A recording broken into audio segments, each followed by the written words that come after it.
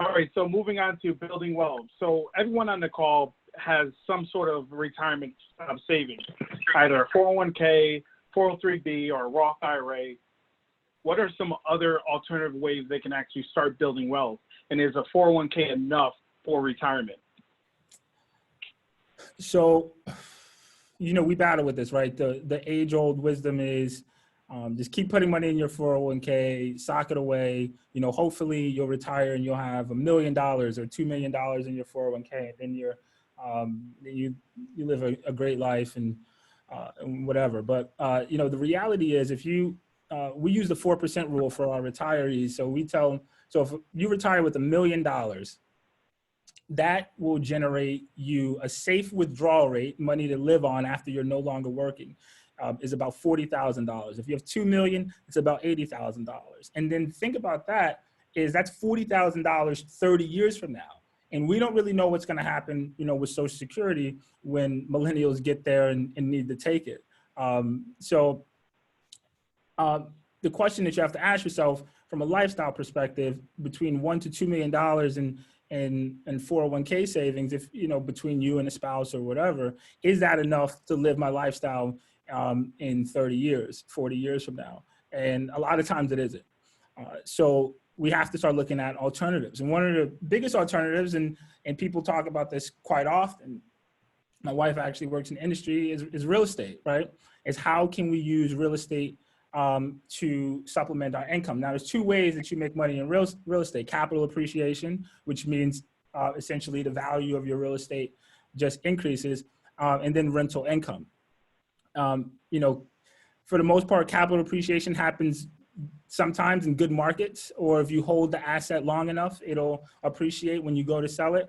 But I think today we want to focus on rental income when it comes to real estate. And the question is, how do I get in? I think we were laughing, Antonio, earlier today. You're like, how much do I need? $6 million to start buying properties or what? And in reality, I thought we agreed with 10 million. Yeah, I know, exactly. But you really don't, right? The question, so how do you get in?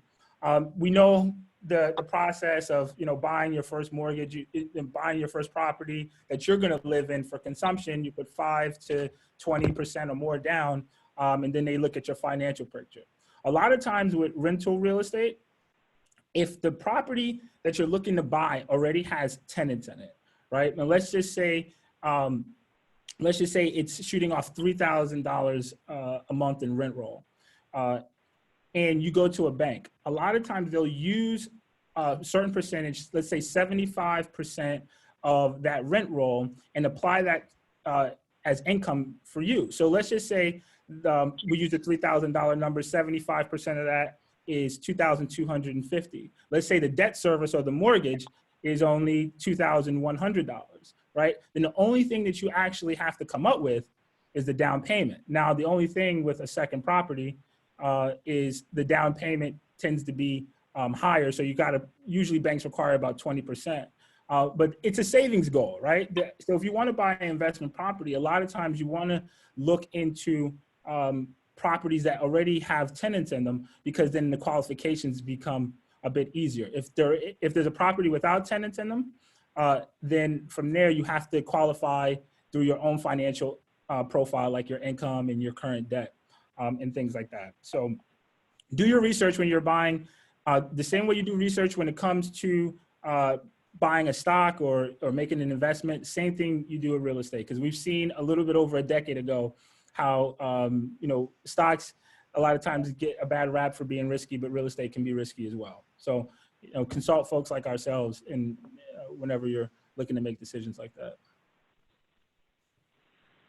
Excellent. Yeah, so, and I think heading into some of the other bullet points, starting a business, equity ownership, and human capital. These 3 bullet points, I'll share just some stories, I guess, of clients that we work with, because we do work with a lot of clients who've started a business. They've worked their way into a leadership role at a company. They've gathered some stock options. And then, the human capital component is just sage advice that I think is important for people our age to understand. But, in today's day and age, you log on to YouTube or you listen to the media, and they'll make you feel like you're a loser if you're not a CEO of a Silicon Valley tech startup by age 29.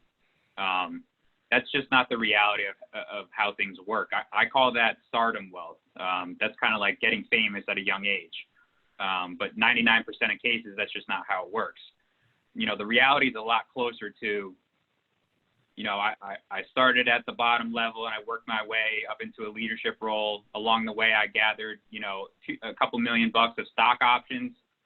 They were completely illiquid throughout my entire career. Most of my net worth was in those stock options, and then, you know, worked really hard for 25 to 30 years and became a partner of the firm. And then I exercised them when I retired at 70. So, you know, that's boring, except for the fact that, you know, it's a couple of $1 million worth of stock options when he retires. You know, another story, I started a moving company when I was in my 20s, started with one truck, worked my way all the way up to a fleet of trucks, and finally sold my business when I was 75 for $10 million. Again, really boring story, except for the fact that he got $10 million at the end of the day. The truth of the matter is that real wealth building, in about 99.9% of the cases, takes a lot of time. It takes intention. So a lot of these clients that we work with who build wealth in alternative ways, they have goals for themselves and they hold themselves accountable day in and day out. You know, it requires skill sets that others don't have, but you do have. And I think a lot of times too, you know, you sit down with these guys and girls and they'll tell you flat out, it requires putting up with stuff that a lot of other people aren't willing to put up with on a day in and day out basis. You know, you put a lot of those things together and then you wind up with a business that's valuable at the end of the day. I think that's a perfect segue into, you know, Bob Reby, who's the founder of our company, tells me every day, or, you know, whatever.